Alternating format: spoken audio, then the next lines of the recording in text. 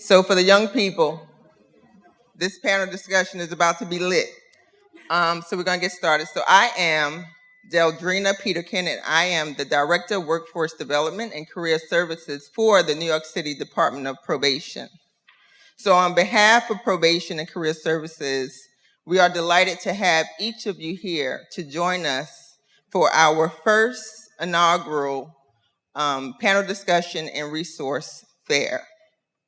So thank you for coming. We know that many of you have traveled long distances, especially that one person that came from Staten Island. Go Staten Island. And you had to get up extra early to be here with us. And that all reminds us of the great work that we're doing in this field.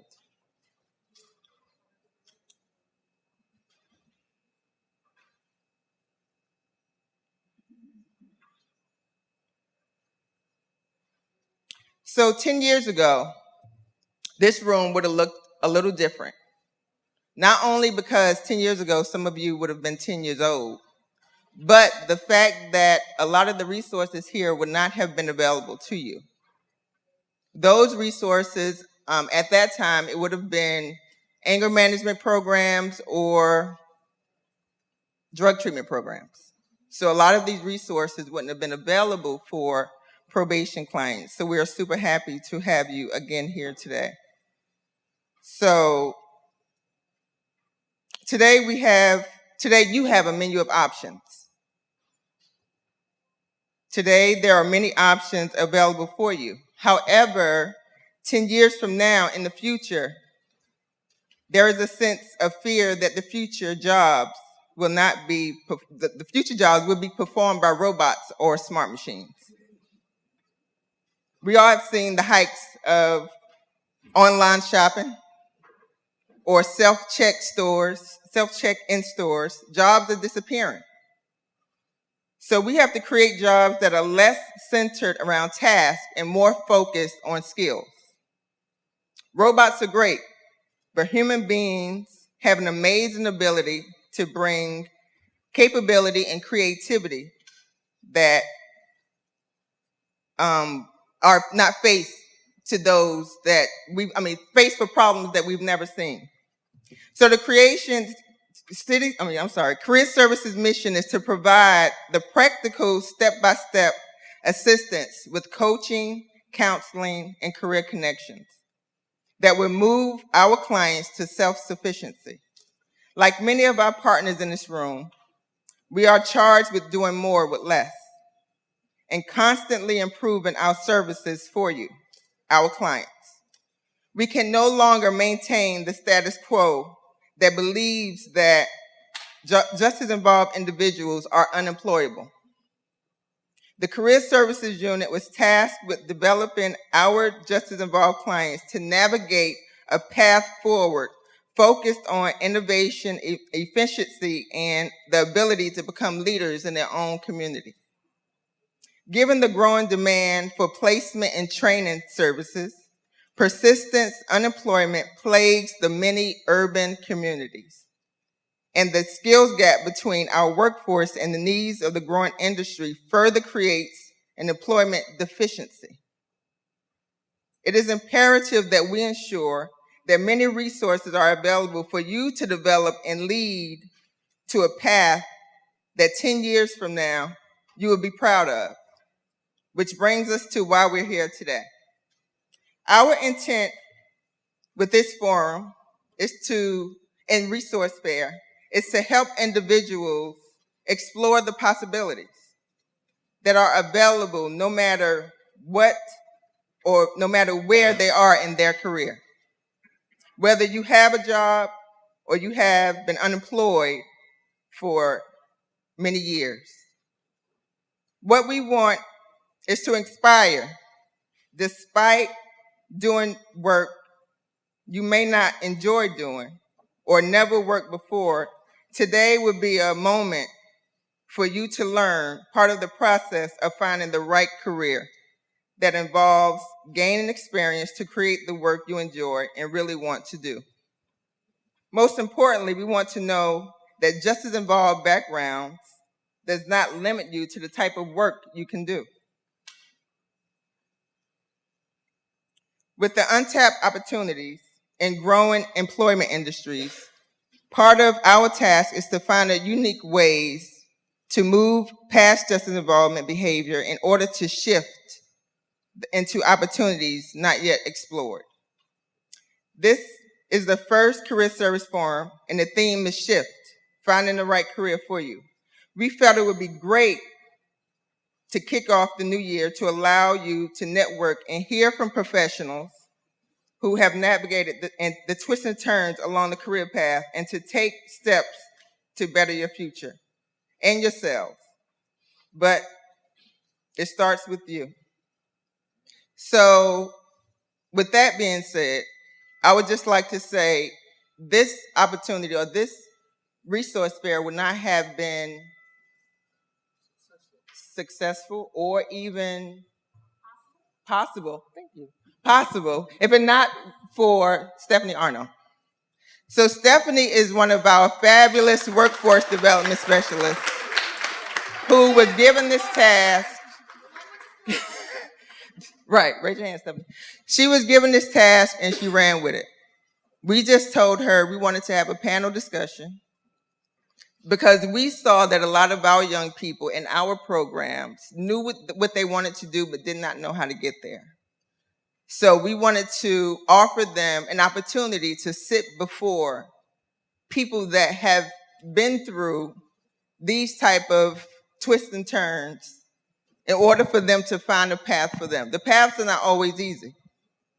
When I came to New York, my goal was to go to FIT, Fashion Institute Technology. I came to New York with $75 in my pocket.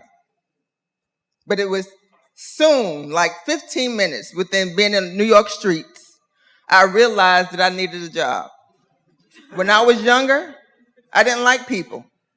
I wasn't sociable. And so it wasn't until I got into this business, and I got into it by mistake in this career, and I got into it by mistake. So I've been in this career for over 15 years. And I have to say I have the best job on the planet. Because every day I get to help and connect young people to opportunities that were not ever seen before. I'm able to help them be sustainable with their families. I'm helping them to buy clothes and food for their children. I'm helping them find homes for those that are homeless. So this is the best job. So I traded in my ability to make clothes, model, in order to help people. And I think that's the best job anyone could ever have. So I would like to thank also all those people that made this opportunity possible today, and that was the Career Services Unit, the CRU unit, all the panelists that are here today, our keynote speaker who's going to come up and speak to you shortly. So I will now introduce Jessica Brothers, who is one of our, now mind you, I said more with less. We're a team of 3.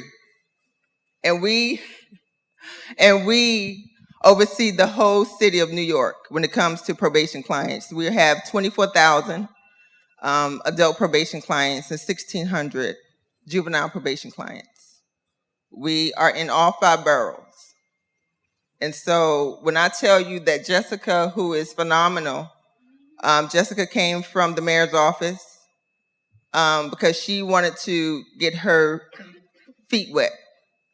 She took a liking to our clients because she felt like she could infuse what she's learned with CUNY and with the mayor's office into their lives, and she's been doing a great job.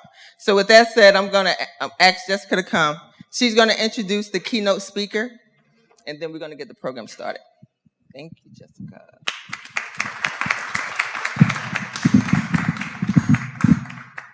No, it's fine. You can put it up there. I feel like working for the mayor's office. I never got to stand at the podium, so this is nice. So good morning, everyone. Hold on. I'm kind of short. Can you hear me well? Okay, so good morning, everyone. Good morning.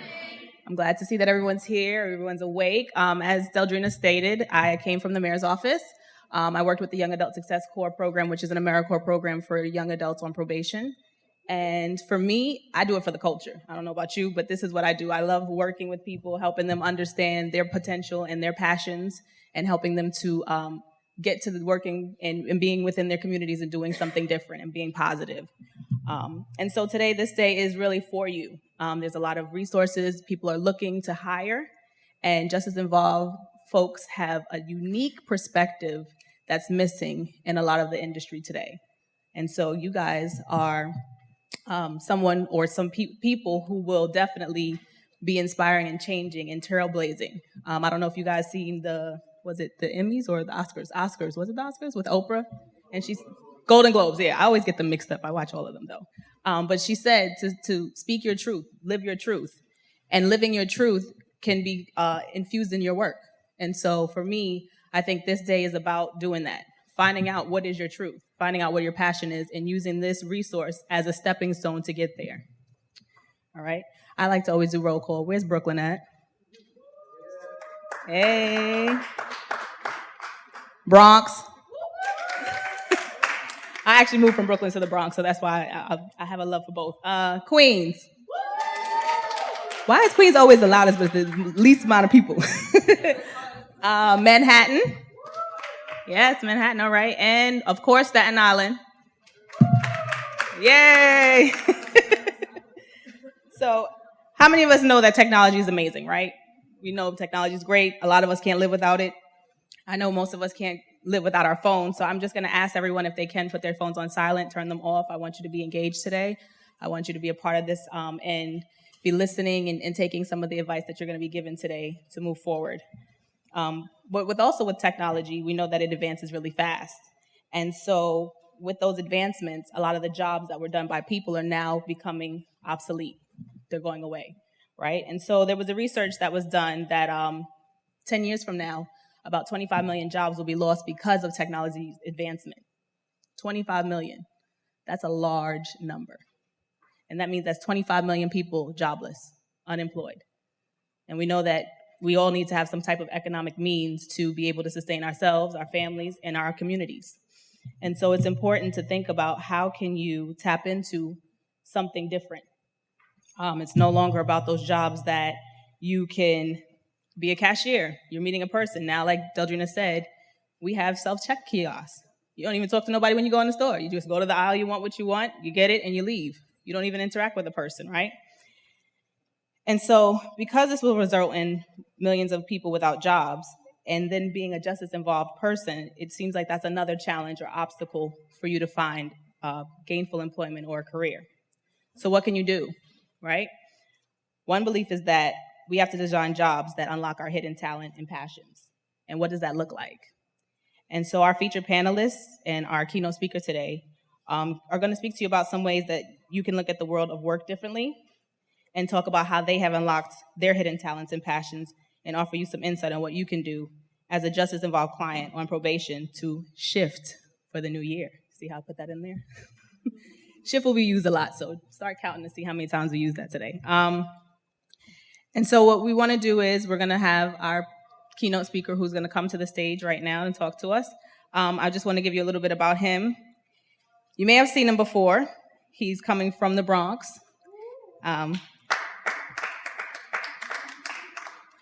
And this gentleman has a big heart. He believes not only in first, second, or third chances, or fourth chances, but that chances to rectify whatever you've done in your life is important, more than a first impression that you make. Mario Perez is the Department of Probation's Community Service Aide. He will share with you some candid career moments that shifted him to what he does now, and how you too can envision a career path that can bring a different experience than where you are today. So Mario, if you'll come up for me, please. How did you get there?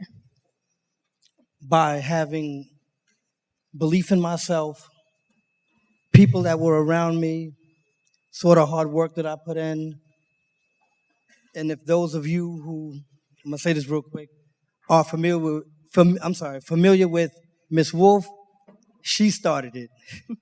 She saw me one day and word was getting around that I was doing these amazing things in the record room, putting everything back together. And she came to me one day and said, "What, you trying to get a job in here?"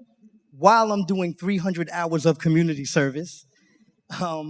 And I looked at her and I said, "Oh, I could," and I never looked back. Okay. And so I know you said something about community service. So I don't know if you want to share with the audience in the group, because I'm quite sure some of these people may be able to relate to how you got that community service. What was it that brought you to that office?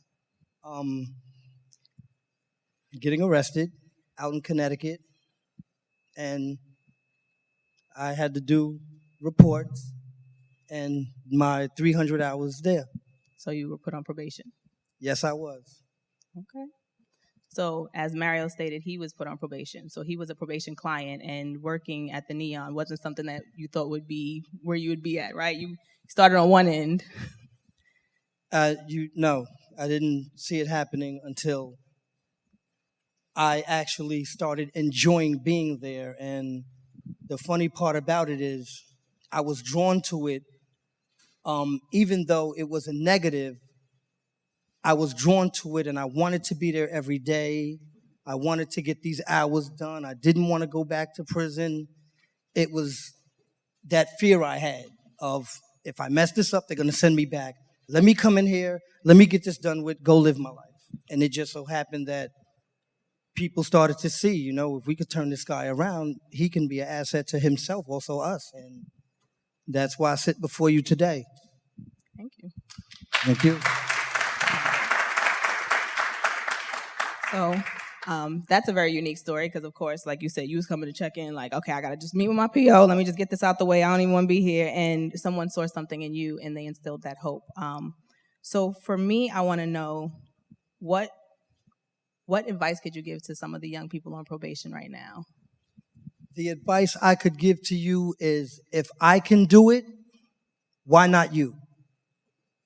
I'm not better than anyone else in this room. As far as being on probation, I did it. I got arrested. That's why we're here. Maybe it's time for God to tell me to tell you, let's turn this around. We're losing too much of ourselves, our families, and who's to suffer? Us. All right. Well, that's very true. So Mario, just take us through a day-to-day for you. What is it for you when you come in the morning? What exactly do you do in the area that you're in? And what's some of the, I know you said that you like giving advice to people. So when you come in, how do you meet them when they come in? Like, I'm a very friendly person and open-minded. I like to talk to people, even if it goes through the basketball game last night or someone that needs some food to come get something to eat. My favorite thing about my position is, like the lady said here earlier, she's not the only one that loves her job. I really enjoy giving back. Someone took time out to give to me, and then when a group, the more and more people saw me, they intervened. Keep up the good work. You're doing a fantastic thing. You never know what this could lead to. So I encourage you, each and every one of you, don't ever give up on yourself. You start with who you are. Every sun up, you got a conscious decision to make. Do I still follow this path, or can I turn it around like this gentleman is telling me right now? Well, thank you, Mario, for that. I think that would definitely be a good way to kick off this morning and talking to our panelists, because they're also going to talk about some of their unique career paths and where they are today too.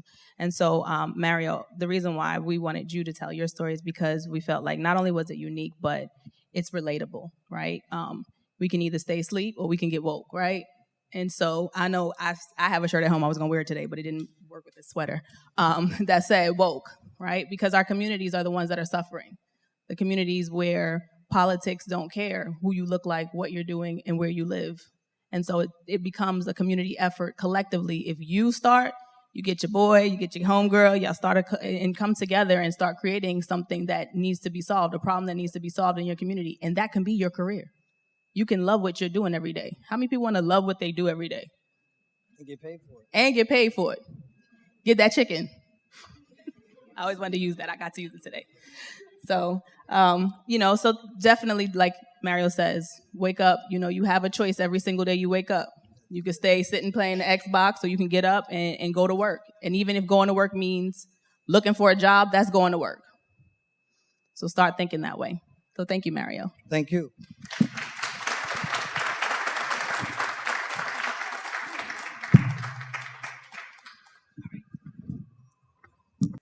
So we're going to move into our panelist portion of the program. And so I'm going to introduce the panelists that we're going to have here today.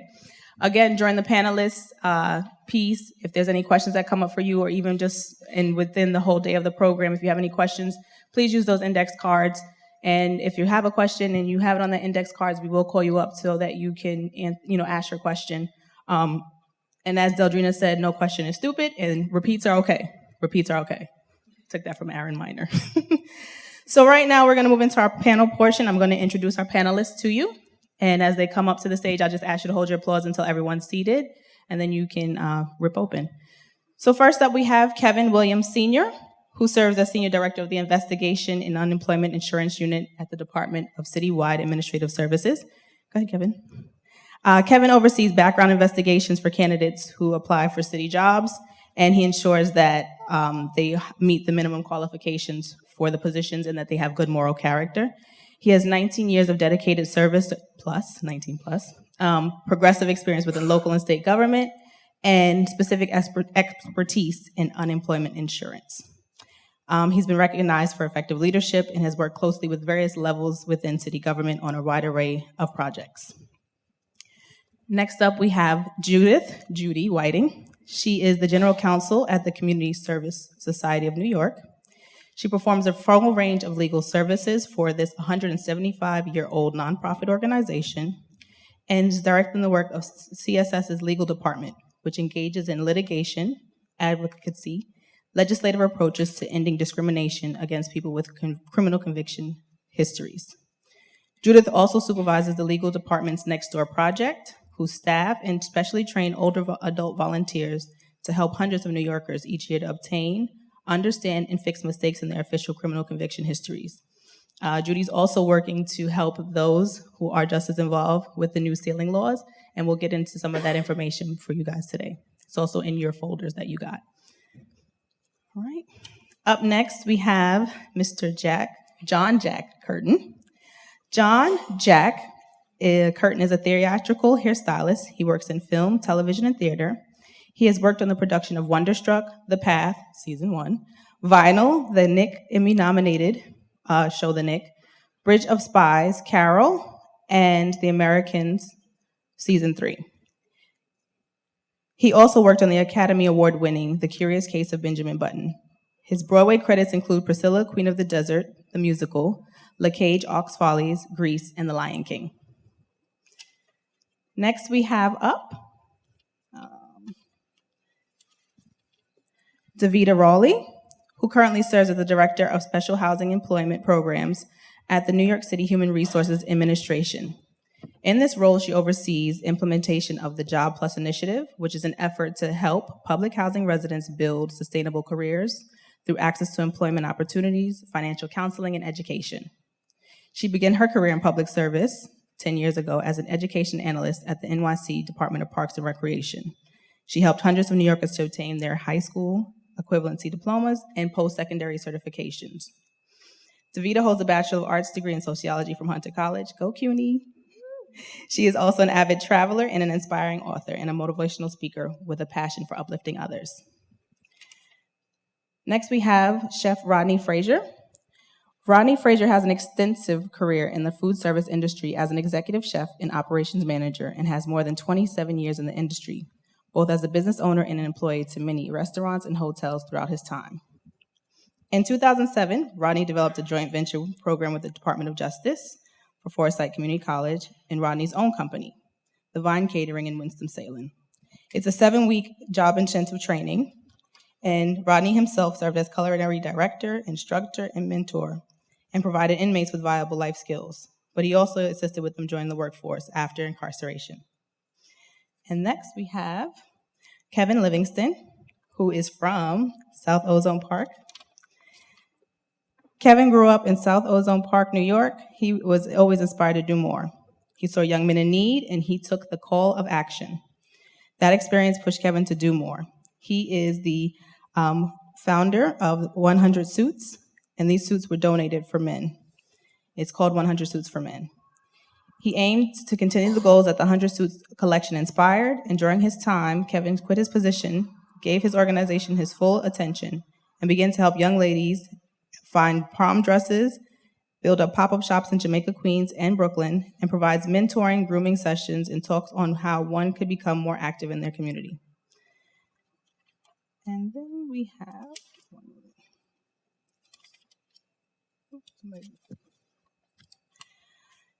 Gerard P.K. Kersey. Gerard P.K. is the founder of That Suits You. It's a nonprofit organization where they accept new and gently worn professional attire as well, and they provide them to qualified young men who have job training when they're entering the workforce. He also works with high school seniors for prom and graduation. He also provides training, presentations, and overall assistance with several certified job programs throughout New York City and beyond.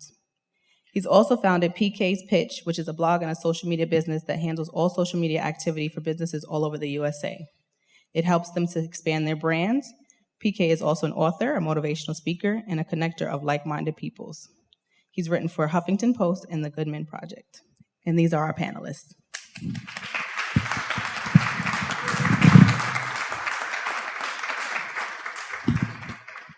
So I think I'll hold this mic because there's so many of us on the stage that it makes sense.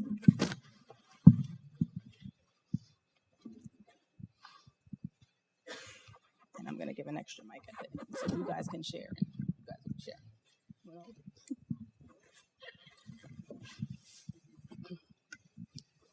So good morning, everyone. Good morning. Thank you for being here. Okay, so the way this is going to work, each panelist will be asked a question. Well, there will be a question asked to everyone on the panel. They'll each answer in their own unique way for 2 to 3 minutes. It may overlap with some answers because we kind of are all about the culture. And then we will have a portion of question and answers where if anyone has any questions in the audience, please feel free to ask any of the panelists here. All right? So I'm not going to start in any order. I'm just going to look to my left, to my right. I guess, Jack, I'm going to put you on the spot because you're here. And you're wearing my favorite color, purple. So we frequently tell people a career path is straight, and that is not frequently true. What has been the biggest surprise in your career? What was the shift for you that got you where you are today? All of the hidden opportunities that I was very grateful to have my eyes open to see. I started out as a fine artist trying to do sculpture, ended up becoming a wardrobe supervisor and then making clothes, and then finally ended up becoming a wig supervisor, a wig maker, and a hairstylist. None of those I would have seen had I not been looking that there was something available to be done. And you've gotten to travel all over, huh? Where's the most favorite top 3 places you've been? NOLA. Okay. That's a place in my heart, too. Down. See, that's why I went to you first. Boston and Seattle, believe it or not. Nice. Okay. We're going to go this way. You want to just answer the same question, Mr. Livingston?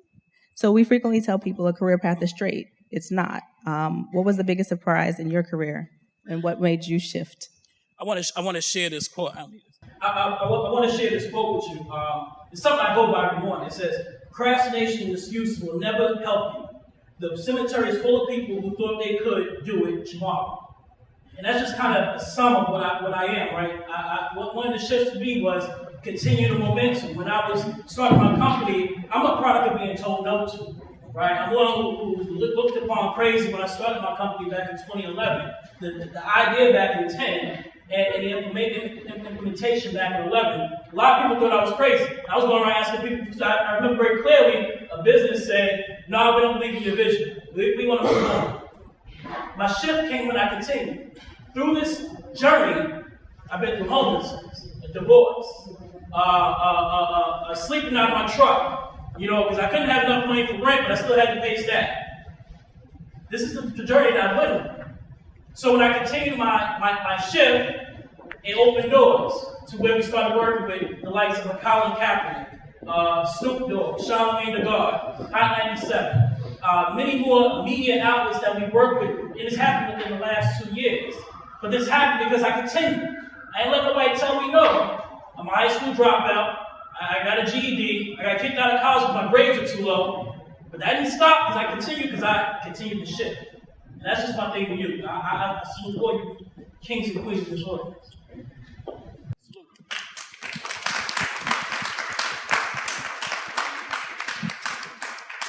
Okay. PK, I know you have the mic, so I was just going to let you go ahead. I had numerous shifts, but one of them was after working for the state Department of Motor Vehicle for over. Anybody here ever been in a motor vehicle?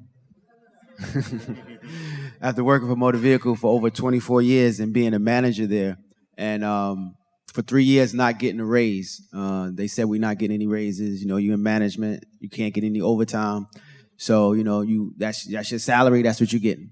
So the last year or 2 years ago, we got a letter from the governor said, well, we are going to give everybody a raise this year, and it's 1%. So I was like, wow, 1% raise. And then I was driving around Brooklyn, and, you know, in Jay-Z's song, he said he went down to Dumbo and how they're building up everything. And I'm like, I'm getting a 1% raise, but Brooklyn has changed dramatically. You can't even really buy property in Brooklyn because of the prices. So I said, you know what?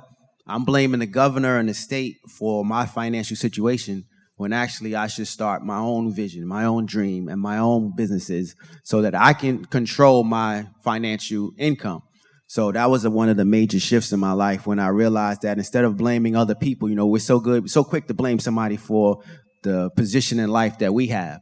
And I decided to take responsibility. And like Kevin is saying, it's not an easy journey. I mean, you're going to get told no so many times that it's going to make you cry. Everything in your body is going to say it's time to give up. It's time to quit. Don't do it anymore. But because of that, your desire has to be so strong to succeed that you just ignore the naysayers, ignore the no, and just continue to push through. I'm going to give the mic to, go ahead, and then Judy, go ahead, and then we'll pass it on. It's on. Is it on? Okay. Yeah. The question again is, what is the biggest surprise in your career? What was the shift for you and where you are today? I think the biggest surprise for me is that I'm still here. I've been a lawyer since 1987. Wow. And I never thought I was actually going to be a lawyer. There's nobody in my family who's done anything like that. I went to college. You know, thank God there were lots of scholarships at the time. Mm-hmm. It made it possible for me to attend college. And I thought, you know, it was the 80s. You know, you used to be able to like get a job walking out the door with nothing. And I thought I'm going to be a writer and I'm going to have a job being a writer. Like, where did that come from? There is no, you know, I suppose there are certain jobs being a writer, but it did not come naturally. So I started to think about, you know, my passion was fairness, and how do I put my passion into action? And that just happened to be that I went to law school. Law school was terrible.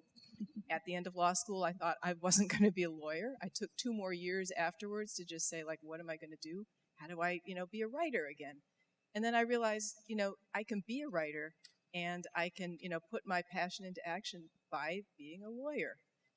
And going out and, you know, doing some interesting things and approaching it not from like a, you know, I'm going to litigate every case thing, but from a, you know, a helping perspective. And so I guess my biggest surprise is that I'm still here doing it, and every single job I've had has been valuable, and I've been so lucky that I've gotten every single job I've ever had. There's something valuable in everything. Working in a drugstore to, you know, the job I currently am in. So that'd be it. Well, for me, I think it's just to echo what my fellow panelist was saying, is that I really wasn't supposed to be here. I came up at a time, grew up in Bushwick, Brooklyn, and at a time, the options for, you know, young black men were dead or in jail. I was marginal in school up until probably senior year of high school. And I was fortunate to go to college, work hard, and like a lot of college kids, you know, you have this disillusion that as soon as you get out, there's a $100,000 job waiting for you. That's clearly not the case. Got out of college, wait for the phone to ring, think a job is going to call. Not really, so of course that's humbling, and the shift comes where take a temp job, and here I am, this kid thinking, well, you know, I went to college, so this is kind of not what I should be doing. I quit. after a month. After the month of quitting, went for a couple of months of unemployment, and my parents said, look, you should go to the Department of Labor. This is 99, so obviously I'm dating myself. Go to the Department of Labor. They're there to pretty much help you find a job. So I'm sitting with a whole lot of people in the same predicament and hoping to find a job. Through that process, I'm fortunate, obviously, that going to the Department of Labor, they actually hired me to work there as a labor service representative. And what you do there as a labor service representative is that you find jobs for people. So my career started with me finding jobs for people. They realized I was horrible at that. So they took me off of that and put me on the unemployment side. And on that side, they said, oh, he thrives at that. Ironically, you know, I thrived at something that wasn't as good as the employment side. And moving fast forward, doing a year or so with the state, I got called to work for the city of New York as a hearing representative for the unemployment insurance unit. Fast forward, we're talking 17 years now. I am senior director of investigations, where we do background investigations, and unemployment insurance as well. So the shift for me, obviously, is the disillusionment of thinking that going to college was just going to write everything, and you realize that you still have to put the work in, no matter where you come from, that nothing's going to be handed to you. Well, thank you for that. I have Chef Rodney. All right, my name is Chef Rodney Frazier, and I'm listening to everyone having this conversation of their history and their past. When you say a blessing, I sit here today because I was also a visitor of the Department of Justice, a guest, and one time in my life. My best friend sits in Supermax today as I speak in death row. One of my youngest cousin is actually doing an 8-year spent. Everything you said I've done in my life, I ask myself, what's next? I have this one saying, and everyone knows it. I always say, play to win. Every day you wake up in the morning, you have to have a winner's mentality. There's no one in this room that should wake up thinking that they're going to be less of a loser. Society doesn't give you that ability to do that. If you're a father, you're a husband, the minute you wake up, you got to ask yourself, I'm going to impact the world. I'm going to impact the world with a positive change. My transformation from trying to figure out my street mentality or what I was doing for my brothers, my family, was all about change. I grew up in the Washington, D.C. area. And around that time, the 80s and 90s, I mean, you guys know New York is the same thing. There was nothing pretty. But I decided with my kids and my father and my past wife at that time that I didn't want my kids to have that same outcome. I didn't want to be a status quo. Transform went down North Carolina. Everything I was doing as a chef, owning businesses, restaurants, everything as far as creating programs wasn't just enough for me. When I say it wasn't just enough, I picked up and I walked up, and one day, my wife was, we're going through a lot of, changes, and she asked us, she asked me, am I happy? And I told her, I feel like I should be doing so much more. I picked up and I came up with a bag full of clothes. 45 days, I slept on someone's couch in Brooklyn. Now, mind you, I've got a 4-bedroom house in New York, all that good. I mean, down south. No, I could have been flush. I had no reason to make that change. And then people looked at me like, you're crazy. Why would you my wife at that time, she was supportive, but still, you being away from your wife and, kids is a sacrifice. Fast forward, I'm here in New York. I'm working for an up-and-coming restaurant group in Brooklyn. No one really talked about it. You talked about the transformation and change, but the industries that came with it was hospitality. Restaurant scene in New York and Brooklyn went fast. When I tell you in a 5-8 year span, your basic mom and pop restaurants were somewhat obsolete. You're looking at franchises everywhere, major restaurant groups making hundreds, millions of dollars. And I just saw it as an opportunity, learning from being down south, that, there's a niche. And the restaurant group I work with, they do Southern food. So, I was in the South 15 years, so it was easy for me. But that being said, as I was going through this journey, I had to make a shift. When I say I made a shift, I did an article for, I think it was Thomas Keller's magazine. And he was talking about the transformation of Brooklyn communities and such, and what am I doing as a chef to impact that? Yeah, my food is good. I mean, okay, everyone can cook. But the individuals are living in the community.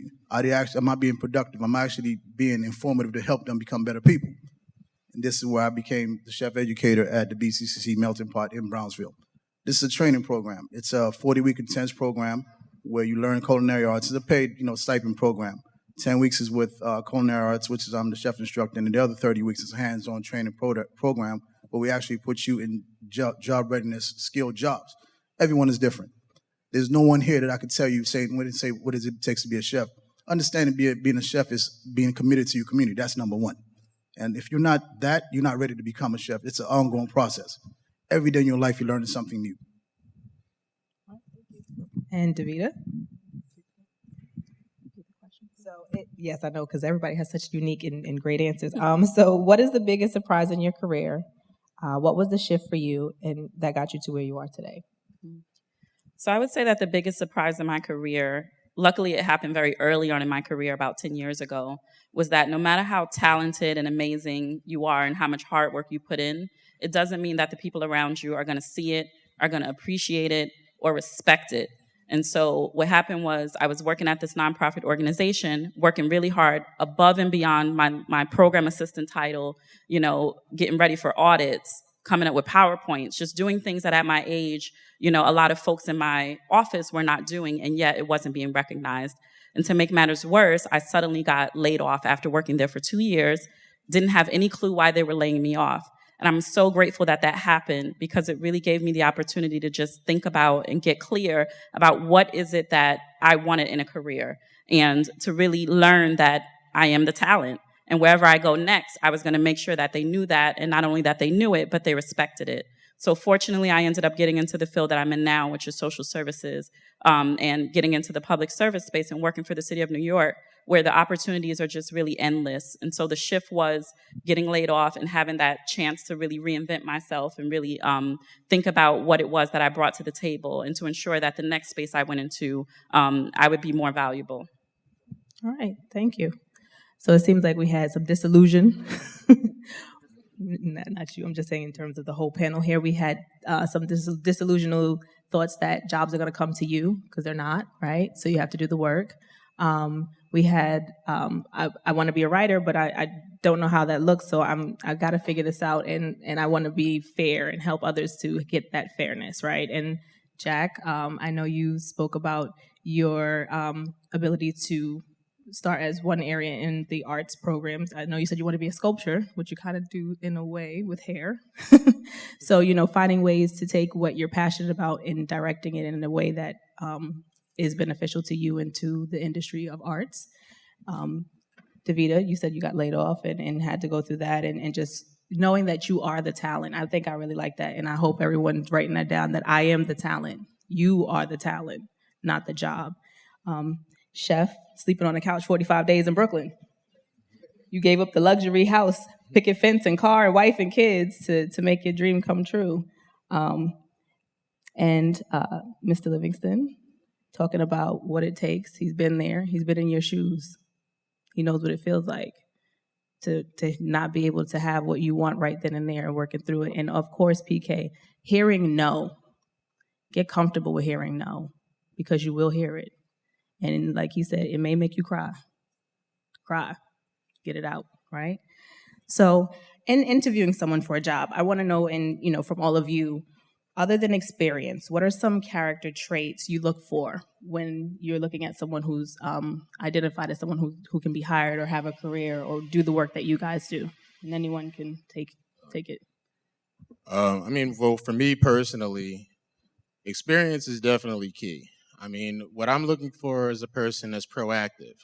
And I want, everyone to understand during the interview process, I need you just as much as you need me.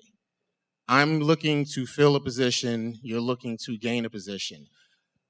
In the interview process, I'm going to ask questions of you, and you have the right to ask questions clearly of me and the agency that I represent. I want everyone to understand that the interview process is not one-sided. So I know I'm not going to go off track while I'm talking about proactivity and everything. I want you to understand it's not a one-sided process. The need is there, and if you do the research, for me, anybody that does the research, meaning if I put out a job posting for a position, if you've done some research, I'm not expecting you to be an expert or have that expertise, so to speak. If you come prepared, and teach me something or show me something, that's something that will generally stand out to me when I'm looking to hire. Just looking for that growth potential, not looking necessarily for the expert. I want to see a person grow into the position. So that's basically what I look for. So my brothers in the back, to everyone, those are the things that I look for. And just remember that it's not a one-sided process. It goes both ways. We both need each other. Okay. I want to take that. And I say that because a lot of individuals come in and they look more or less just thinking that people that's interviewing are higher in standards. In the industry of hospitality, 9 out of 10 people that's interviewing you has had priors. I've had some issues with substance. And I say that transparency is the first thing I expect when I sit down and interview someone. Just be clear with me, be honest. Save me a lot of time and hoopla, because I'm going to tell you why a lot of you guys don't realize, or as far as the interview process, a lot of these jobs that you go into now in hospitality and secure buildings, if you don't disclose that beforehand, it pretty much eliminates you from the job process. If your employer knows this, taking you in, he'll take you through the loops and rings just because of that personal touch he had with you during the interview process. But transparency is the most important thing these days when you're in the industry of hospitality, to be clear in exactly what your issues are before you sit down and go through the interview process. And I'm clear. I'll tell you, all through my life, when I told you, I was in probation. There's not an employer that I don't sit down before I even start the interview. I say, hello, my name is Rodney Frazier. It's a pleasure being here. I know your company. I've done the research, so I just want to let you know something about myself before we start.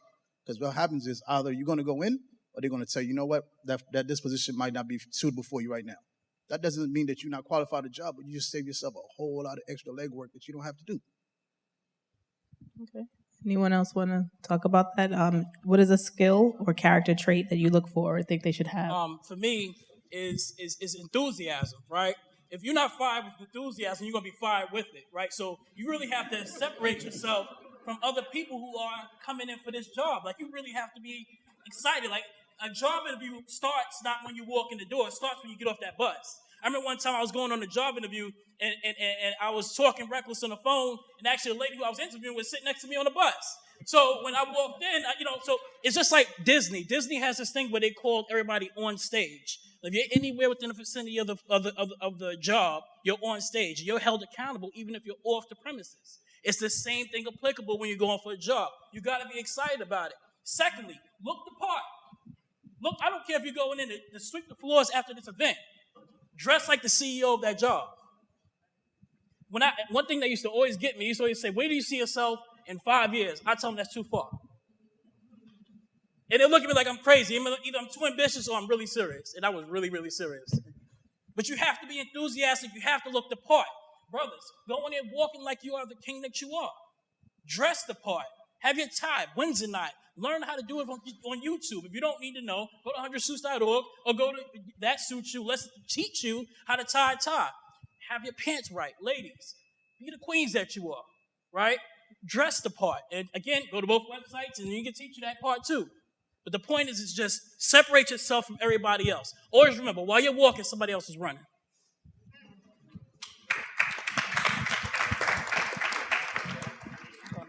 So for interviewing someone for a job, other than experience, what are some character traits you look for? I look for, especially in the social services industry where, as our opening speaker spoke about, it's all about helping people. And, people can be in some very vulnerable situations. We've been in them ourselves. And so, we kind of take a little bit of pride in being able to work in the industry. I look for humility, being humble. As this gentleman said, when you get out of college, or even if you haven't went to college, when you're going for a job, sometimes you can be overly optimistic about what you might be getting out of the experience from the beginning. You have to start somewhere to get somewhere. And the sooner you start, the sooner you will get somewhere. But don't come in the door thinking, bam, if you don't give me this amount of money, I'm out. Sometimes you just have to really humble yourself and know that even if you get a little bit of an opportunity, you can make that into something that is for you. And you can make any situation into something that fits you. It doesn't have to look the right way all the time, but you really have to be confident. As he's saying, you definitely want to walk in with enthusiasm and confidence, but at the same time, be able to be humble. If you have to start sweeping the floor, start sweeping the floor. But don't keep that as the only thing that you're going to do. Know in the back of your mind that the moment I get a chance, I'm going to move from sweeping this floor to the thing that I really want to do. So just be really humble. I look for humbleness. Right. And so that sounds like, you got to do the shitty work to get to the good work, right? So be humble, stay down. All right, so we're gonna ask this question to Judy and Kevin. How do you address long gaps in unemployment, and how do you answer the conviction question if you're in a justice-involved background? Oh, that's a good question. I actually created a handout. It took me a few days to do it, so I wasn't able to put it in your materials. They have it. They do have it. Oh, you do? Yes, it's Great, in the folder. Great. You want it? It's so it's in there. It's a interesting question. Obviously, if you do have gaps in employment, they're going to come up at some point. How do you answer those questions? It's changed a little bit with the New York City Fair Chance Act, which makes some changes in the way that employers are required to handle the job situation. Most employers in New York City are no longer allowed to ask you about your background or do a background check before they give you a conditional job offer. Conditional job offer meaning I'm going to offer you this job conditioned on you doing a couple of things, passing through HR, things like that. So employers can't just ding you at the front end. That's not allowed anymore. It never really was allowed, but now it really isn't allowed. And so but that doesn't mean that, you might not be sitting down with somebody and it's your first interview and you're not talking about your background. It did not come up, but there's that gap. So there's a couple of ways you can handle that. No right answer to this question. I guess the biggest thing I would say is do not lie. You can be sort of creative a bit on how you answer the question, but do not lie and do not embroider. The reason is that if you're later offered the job and they find out that you did make something up, that's a ground to fire you. So, be careful how you answer the question. I guess I would advise people, you could say something like, I wasn't working at the time. I wasn't employed at the time. If you feel that you want to present and come right out with it, you can come right out with it. That's not wrong. If you feel like you want to, cut to the chase and explain what happened, that's not wrong. An employer, though, cannot then start to ask you questions about your background. If you say, I was incarcerated during that time, but that's your opportunity to say, but I've done this, but I've moved on, I've made positive changes in my life. So you can, come right up front and say it. They cannot then ask you questions about your background. So it's complicated, and I'm happy to answer individual questions. Yes, so know your rights. And even if you are being forthcoming, as Rodney said, be transparent. You ain't got to say, me and my boys, we was walking in the car, we went down to the bank. And no, you don't have to give them all those details. Be transparent in what you tell them. And you don't have to go into detail as to what happened to get you there. So I think that's important. Go ahead. Well, for me, transparency is key. It's all about, full disclosure. So on the unemployment side, what we will normally encourage people, you want to tell the story, no matter what it is. If it's, I was, unemployed because I was going to school to get a degree, you go with that. If you were doing volunteer work, indicate the volunteer work you were doing. Whatever fills in the gaps and tells the story, that's generally what you go with on the unemployment side. Maybe you were, maybe it was childcare, whatever the case was, whether you were a homemaker, those are the things we will normally say, make sure you indicate if you're addressing long gaps in unemployment. To address the other side or so, I echo the sentiments of Judy. Full disclosure, it's, I've had instances where a person will say, look, my uncle told me that after 10 years, something's expunged. Everybody has these de facto lawyers that will tell you all of these different things. I say, when in doubt, disclose. The Fair Chance Act, it prohibits employers from making discriminatory decisions based on your criminal history. And that is key. Those are key. That is something key that everyone, should understand when it comes to that. So we always say full disclosure. The only time the Fair Chance Act can have an impact is if there's a direct relationship between the offense and the job. So for example, if I have a job for a cashier and you were convicted of embezzlement or something, then yeah, that job might not be for you. Not to be discouraged, but that's the only time the Fair Chance Act obviously will have its prohibitions. But it's really about full disclosure. Personally, when I'm looking at anyone's background, I'm not looking and saying, oh, this person got arrested for doing so-and-so or whatever the case may be. I'm looking for the integrity. I'm looking for, did you indicate this on your application? Because once the background results come back, we want to see that you're trustworthy and that you would put this stuff down, because that's normally what will put you behind the 8 ball immediately, because you can't undo the wrong once it's uncovered. So to pretty much bypass that, we tell everyone, disclose, disclose, disclose. And if there's any, I guess, questions regarding that, I will be available to answer any questions you have that will help you with that. All right, thank you for that. Yes, and so there are some handouts inside of the folder that you received, so be sure to read on this information. There's stuff that is as new as of October of 2017. There's the New York stealing law, so you should look into that and find out how you can use this to help leverage you in the career world. All right, so before we move on to the next portion, which would be our resource fair, I have one last question for all of you. What is a soft skill that you think people should have when it comes to looking for jobs? What is like a universal soft skill that you should have when you're out there? It doesn't matter what the profession is. Anyone can take that. Go ahead, Jess. My biggest thing is love what you do. If you come in showing me that you love what you do, you're going to get the job. When I started as a young hairstylist, I was in salon trying to get work. And the one thing that people always said is like, you have so much passion for this. You enjoy this.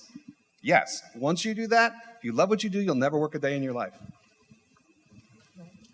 Anyone else? My biggest thing is time management. That is like my biggest pet peeve. If you don't understand value of time, I always say that I was blessed to be born in another continent. My parents were born in West Africa. I was born in West Africa. Literally, by the time we wake up in the United States, the world is a half a day ahead of us, sometimes a full day. If you're not understanding that, my time is very valuable. When I tell you, wake up every day, 6 in the morning, sometimes 4 or 5. I'm motivated to just get things done. I'm in my mid-40s, and I have kids, and they'll tell you, when it comes to time management, if you're not with that, the minute you walk in any establishment I'm running, I'm going to tell you straight up, this might not be for you. And I tell you that, your mother, your father, when they come out to eat in a restaurant, they don't really care who's cooking. They just want to eat. Right or wrong? You know why franchises are so successful? You know what their biggest form is? Time. You go to Chipotle's, you go to McDonald's, they're always open up on. If you ever go to McDonald's or Chipotle's, have they ever closed? Any fast food restaurant you go, the food is not great, we know that. But guess what? You go every day, you get your coffee at the same time. Time management is the biggest thing you guys have to learn. I would say a big thing when I was doing interviews for the state and also personally now is just that communication is key. So many people, when they go into interviews, they do either talk too much as far as answering questions. They rattle on and they start saying the wrong thing, or they don't talk enough. You ask them a question, yeah, no. So very few people hit the sweet spot where they talk enough and communicate and make you feel comfortable that they know what they're talking about and they can handle business. That is such a key in part of the workshops we do. We talk about communication so much because, especially as a young black male, we really didn't talk a lot. We don't like talking a lot.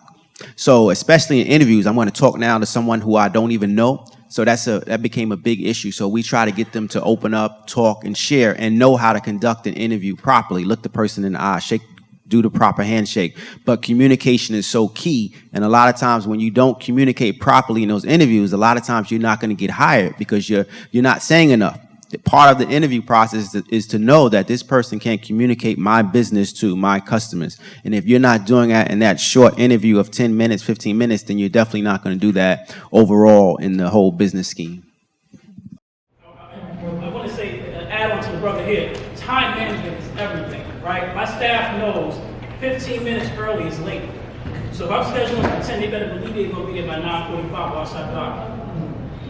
Right? 15 minutes early is late. Always remember that. Any job you go to, get there before the boss is there. I ain't gonna hate that person. Get there before the person you work for is there. 15 minutes early is late. And then just a quick note, always remember, whatever job you go into, always remain comfortably uncomfortable. Do not be stagnant with a paycheck. We are all walking billboards. I always go, I'm in Rikers Island, I teach this in Rikers Island. I'm doing it again on Friday. I got 45 guys in GFBC right now. And they know about me, right? They'll tell you that we walk around, like right now, I can pick any brother in here, we probably have like $200-300 worth of clothes on, right? That same amount of money that we have on our body, we can put into a business center, LLC, and start marketing, and have those companies pay us to wear their clothing. Pay attention to the whole H&M thing. H&M, right? Pay attention to that concept. Right? Right? That's a brand. We have to stop learning how to be receptive and be reactive. That's all I say. Yes. So you are your brand, and that's important. So I think the big themes out of that is time management. So if you got a 9:30 meeting and you leaving at 9:15 and you know you live in the Bronx and it means at the end of Manhattan, the tip, you ain't gonna get there. So time management, communication, and think about how to brand yourself. Like he said, we spending money on other people's brands. Why not make your own? Why not brand into yourself and invest in yourself? And I think it's important that, you know, like you said, transparency, but be honest. Don't lie, because they're going to find out. They'll look at your Instagram. I was out sick. I'm sick today. Oh, but I see you on Instagram and Snapchat every 5 minutes talking about, I'm at Starbucks. Don't do it, right? So it's important to take what this valuable nuggets of information today and use it to propel yourself. And so right now we'll open it up to question and answers. Questions, anyone have any questions? And if you do, there's question cards. If you don't have to stand up. You can pass it over to you have them, Travius? Okay, so if anyone has questions, you can give them to Travius, and then we'll have them asked. You don't have to stand up. You can give her the card and she'll read the question.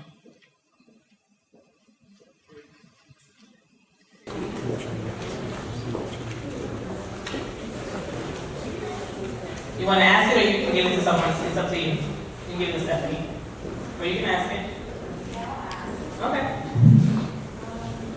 I'm my record and smart, but I had a hard time finding employment in my background, which is probation. So I was wondering if I could stop by later on what you guys with my resume. Would y'all be okay with that? Okay.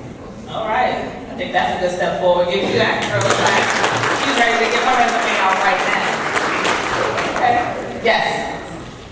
Just a general question, but thank you for everybody. You guys are really great. Just because I work for the PHS and I'm doing events, and last night I had a group, and one of the big concerns they had, and I'm the shelter, everybody in the shelter suffers from a lot of trauma, just compounding different things going on in their lives. What's a tip we need to give them, because they feel like they go to jobs, they're approaching employers, and they're getting shut down.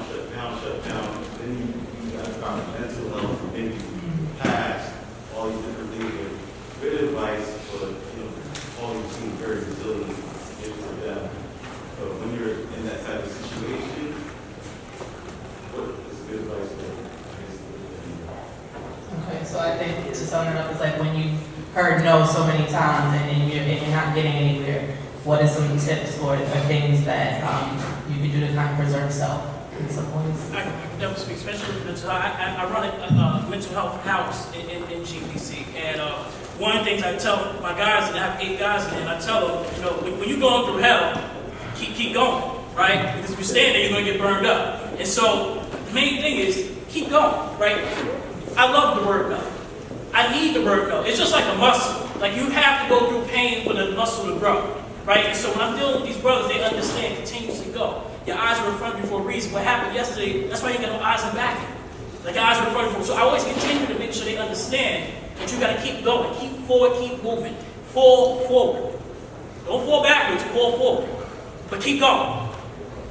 And I would say don't get stuck in the circumstance. Like living in a shelter, that's just where you live. and it's not the best place to live. I've lived in one before, but, it's really the work ethic that you have living there could be the same that you have living in the 4 bedrooms in North Carolina.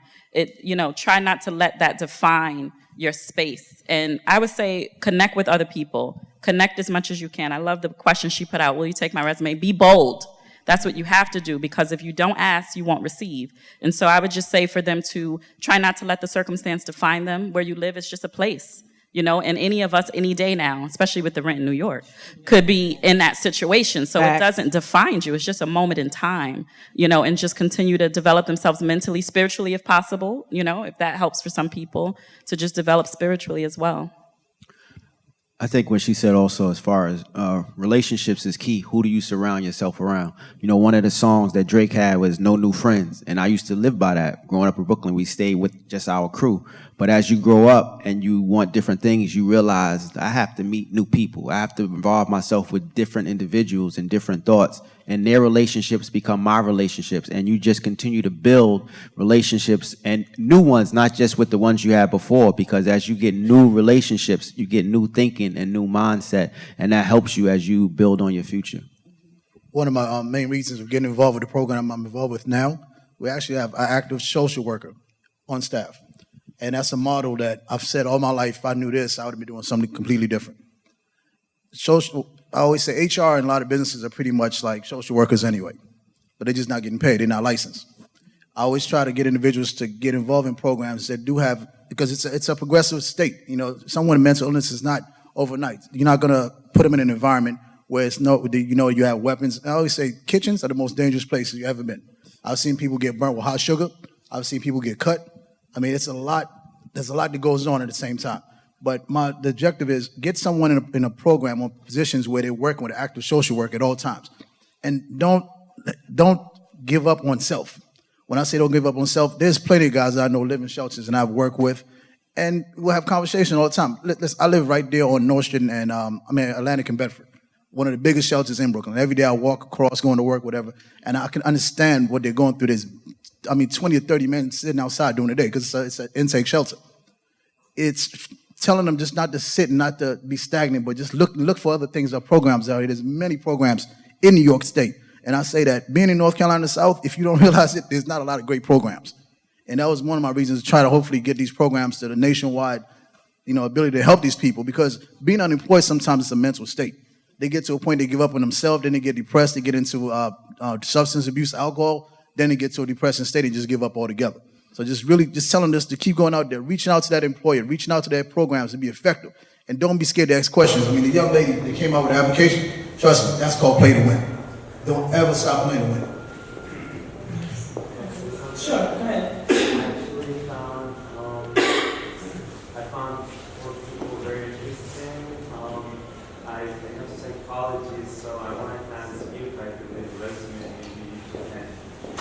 Okay.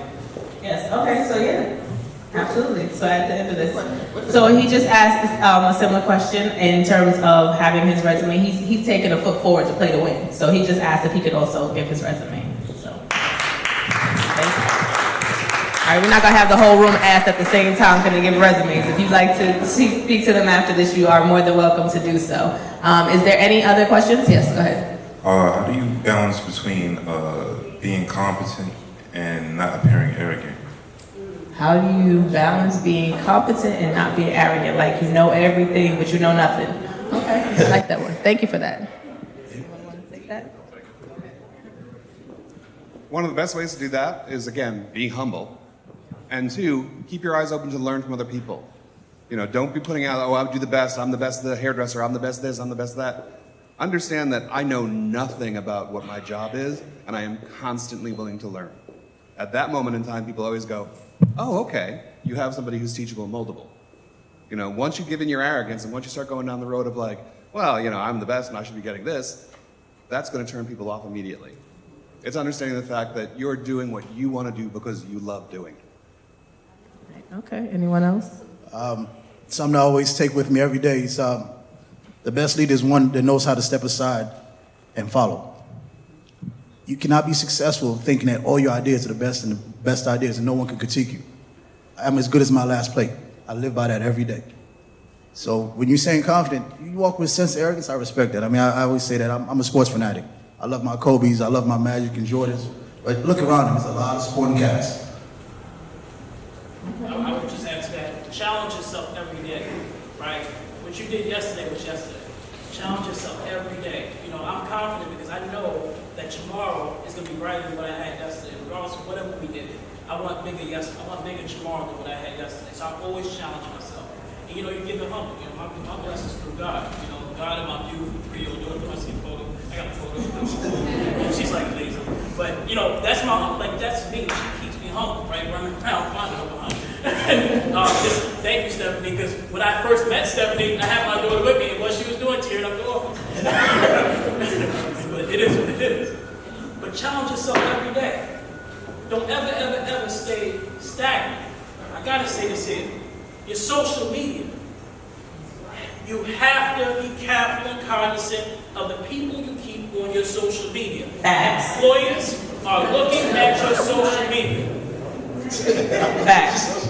That is very important. And I say that not to just kind of single people out about looking at your social media. It's for my safety. I say that if you got individuals posting all kinds of weapons, all kinds of stuff on your social media, I don't know what you're going to do in my workplace. A place of business I'm trying to employ you in. I'm not going to put you in that limelight to say that your brand, your product. The brother implied to that the other day. I am one that I respect social media tremendously. I don't mess too much around with it. I'm not in Twitter or all that nonsense you guys are in as far as Instagram. Facebook is closer just because. And when you look at my page, very clean, very simple. It's family first, God-oriented, everything about positive upbringing and what I'm doing and how I impact people. Even though employees might not look at it directly, but think about it being so many different media streams, all you got to do is get tagged on a situation. Yep. Then you become implicated in a crime or implemented in a situation that you had no way being around. They just said that John was tagged at so-and-so time at so-and-so place. Right. The evidence is right there. Yeah, social media, facts. I'm going to just say that one more time. I hope y'all heard that because it's important. Social media tells a story. Even if the story is not true in real life, it's telling a story. So you have to be mindful of that when it comes to your social media. And that's going to grow more and more. Go ahead, PK. No, I really like his question because that's a really good question. I think that you have to have the confidence to walk in any establishment. But as you walk in the establishment, have the humbleness to talk to the doorman or talk to the janitor. So you will go anywhere. You're confident. You're confident. But also talk to people. Talk to people, whether they're the CEO or the janitor. Build those relationships. That shows a sense of humbleness when you can just talk to anyone and build a relationship like that. So go any place, but talk to everyone you meet as well. Right. All right. Any other questions? Sure. While we're on the job thing, like this is an important tool. Learn how to network. Right? Network. So if you want to go for a job, I remember when I was going to Harvard Bank, and the manager used to go to his pizza shop every time at 12 p.m. Well, I started going in every day. I was working at a restaurant upstairs. I would go meet him at that pizza shop and then constantly have a little conversation with him. And for like a week later, then we started building. I said, he saved my position at my bank. I didn't know you was looking. Yeah, I'm looking. Let me go for my application. Little did he know I put my application in 3 weeks. Build your network. You have to effectively network, and I'll build with you on the side of how you can do that. But network is just as important as a job search. This is all about who you know. Who you know, what you know, and we're going to take one final question.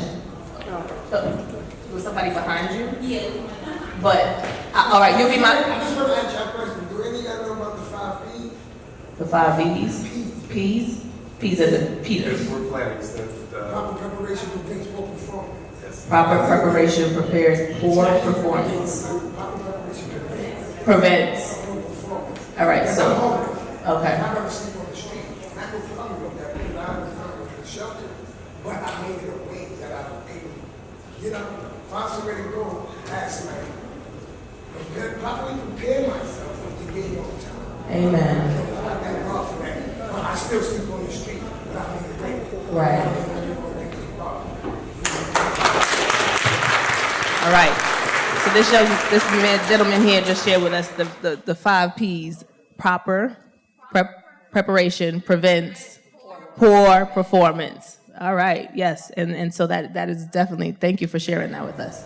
And we're glad that you are here. So I'm asking this for one of the audience members. Is there anything that protects someone applying for a job from being denied a job because of social media? Is there anything that protects a person from being denied a job because of their social media? So I'm gonna let Judy go first, and then I'm gonna come to you. So go ahead, Judy. I guess it depends on what you mean by social media. Like the social, like Facebook or Snapchat or Instagram, like if you're posting things on your personal page. No, but if an employer is doing, now an employer can't do a background check until they give you that conditional job offer. Background check is defined very broadly. Gotcha. So it means if an employer is looking you up on Google or is just, trying to find you out there and finds your stuff and it talks about conviction history, that's a background check in some way. It talks about any time, whatever contacts you had. That's a background check.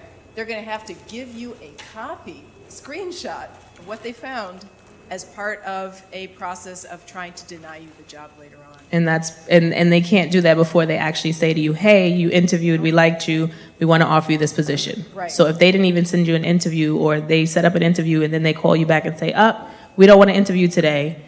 We just figured that we saw your Instagram, Snapchat, that you went to a Starbucks and slapped some girl. I don't know.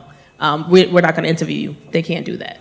They can't do it if you said, I went to Starbucks, I slapped someone, I got convicted of, Right. Assault. Okay. Nothing is going to stop someone from looking on the internet. I mean, you have to be realistic. Mhm. But if the employer is out there looking for and finding stuff about background, criminal background, then that's where it's implicated. Okay. Thank you. And we have one final question to the lady in green. To thank everybody. You've been very inspirational. So my question is, most successful people have had some type of somebody who is motivational to them and helped them achieve where they are in life today. Who was that role model for you, and what have they done to help get you to where you are in life today? So, yeah. Well, for me, it's easy. It's actually my father. He raised me. He was a single parent, so I came up with him, and he went to work every day. I don't believe this man was ever sick because he never took a day off. Lights was always on. We had food, and no matter how well I thought I did, he was always there to say, nah, you could do more. And I think that what he brought me through and instilling that work ethic in me is actually what continues to push me. I listen to my fellow panelists, and one of the things that I've had that I know that has helped me that I pass upon is your ability to go above and beyond and not be relegated to the job that you may be in. Because if you are, you will never progress. You have to always think about the next job. Whatever I walk and I talk, I am always auditioning for my next job. So I'm not comfortable at all. And to some, it may look like, wow, he has really progressed. But I haven't gotten anywhere. And I still think of myself as the same person that when I was 21 years old, I was sitting in a career forum, listening to people. And I never thought for a second that I'd be called upon to be on a panel and actually give my story and information that can help someone else get to the position I'm in or even advance further than that. So that's my story, and it's really my father, and being fortunate to have a father that pushed me and continues to push me even now. You're never too young or too old to have your daddy push you. Go ahead. Anyone else wanted to? I'll put, it's actually a relationship that was developed 2.5 years ago, Colin Kaepernick. He came to my home. I met Colin about 2 years ago, and it's before the national anthem whole thing came about, and then when the anthem went through, I actually told him how I learned about I didn't never listen to the Pledge of Allegiance, and actually the entirety. And so long story short, he's come to my office, and some of the words that he's given me was, Kevin, even though I have a lot of people going against me, and I know your story, keep going. This is from a man who everybody, the President of the United States tweeted about him and pushed against him, you know, and he said the same thing to my guys at Rikers Island 2 months ago when I brought him. Keep going. And that's something that's very invaluable. I never forget that lesson in these conversations I've had with Colin Kaepernick. And that's somebody who was definitely influential in my life who helped keep me going. I would definitely say my father, just by his personal example, being there, being a leader, taking care of us personally and externally, daily. Now I would say Miles Monroe, Les Brown, Gary Vee. These are the people I listen to every morning on YouTube. So just continually trying to be better, hearing people who have gone through different situations. Every time you hear somebody's story, it inspires you. So I need to hear their stories every single day. I listen to it before I go to bed. I listen to it as soon as I wake up, because that inspires you to go out and tackle your day. I changed my 24 hours. That was the whole difference in my life. My 24 hours used to be, I used to go to work in motor vehicle 9 to 5, be on the train commuting for an hour and a half, going, an hour and a half coming back, and the rest of the day was strictly Madden or live. That's how I spent my whole life. That was my 24 hours. So then I got mad, like these people is living good and doing great things, and I'm getting mad at somebody in China because I've lost to them in Madden. So I had to change my 24 hours, and when I changed my 24 hours, as much as I love Madden, I haven't played it in like 4 years, which is strange. I mean, to say that, I thought I could never say that. I played it I was one of those people who, as soon as it came out at midnight, I was at Atlantic Center buying it. I was buying the manual, I was buying the book, playing all, and I have to not have played it in 4 years, that's a miracle. Yes, I'll clap to that. Video games will break your life. Okay, yes, Jack, did you want to say anything? Yeah, I was going to say 2 people. Both of them were educators. One was my very first beauty school instructor, who, when I didn't have the job and tried to get a career and was told, go learn a trade, if you can cut hair, you can work for the rest of your life, said to me, don't just be a hairdresser, be whatever it is you want to be, which opened up theater, which opened up commercial work, which opened up photo shoot work. Stop limiting yourself by the things that people say that you only are. The second was my college professor, who said to me straight up, you can't do this. And I thank him every day, God rest him, because he made me go, oh yes, I can.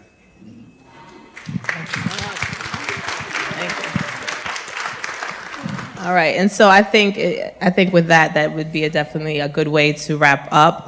One thing that I just wanted to say, this one quote is, and I think you can use this today because it sounds like it fits into the theme. It was a TEDx talk. I don't know if people are familiar, but definitely Google TEDx talks, YouTube, about career development. You guys can find some really good resources to help you.